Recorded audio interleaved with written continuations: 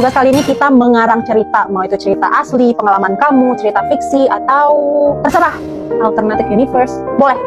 Duh, bikin apa ya? Science itu masuk ke mengarang nggak? Beda! Ya gue nggak tahu ngarang, gue taunya science. Duh, gue harus bikin apaan dah? Jojo mau aku buatin? Cerita lo apaan? Cerita kisah cinta kita. Ih, kasihan kecintaan sendiri. Lo bikin apa? Aku bikin cerita tentang seorang anak yang bilang mamanya itu santai banget, padahal mah aslinya galak gila. Itu kan mak gue. Yes, terinspirasi dari itu. Untung gue nggak nginap di sana. Anjir. Itu suara siapa ketawa-ketawa? Orang gila, bikin kerangan ketawa-ketawa sendiri.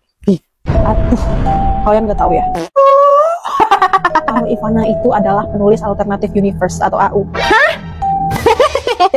Iya, emang kayak gitu dia kalau lagi ngarang. Yaps, dia pasti lagi ngarang AU.